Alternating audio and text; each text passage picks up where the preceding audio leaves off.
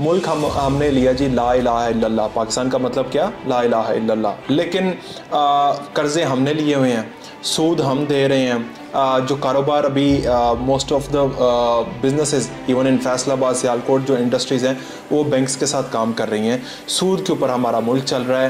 اس کا قرآن کے اندر اللہ تعالیٰ کہتا ہے کہ جس نے سود لیا اس کی جنگ میرے ساتھ ہے۔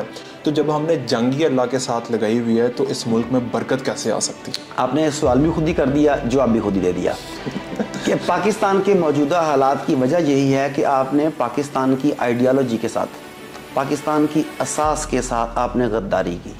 جب آپ نے کہا کہ پاکستان کی بنیادوں میں لا الہ الا اللہ کی گونج ہے، اگر پاکستان کی بنیادوں میں شہداء کا خون ہے تو اس خون سے غداری یہ ہے کہ لا الہ الا اللہ سے بغاوت کی جائے، ٹھیک ہے نا؟ اب لا الہ الا اللہ کو سمجھ لیں، سب سے پہلے تو ہے نہیں کوئی معبود مگر اللہ کے۔ آپ نے کہا کہ نہیں، جمہوریت بھی ہمارا معبود ہے، ہم نے اس کی پرستش کرنی ہے، اس کے بغیر گزارا نہیں ہو سکتا۔ آپ نے سیاسی لیڈروں کی پرستش کی، آپ نے اپنے بعض اوقات دینی عمائدین کی بھی پرستش کی حد تک آپ نے اطاعت کی، آپ نے نظام ہے باطل کی اطاعت کی، آپ نے روپے کی اطاعت کی، اپنے دجالی نظام کی اطاعت کی۔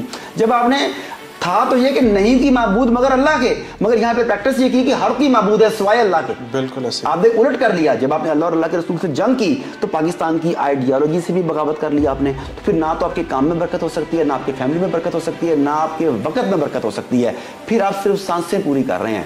دیکھیں، اس نظام میں رہ کے سانسیں پوری کرنا یا بڑی اچھی سے اچھی زندگی جینا دونوں پاسبل ہیں، مگر اس کے برعکس اس نظام کے خلاف لڑتے ہوئے نظام حق کے لیے جان دے دینا اس سے بدر جہاد بہتر۔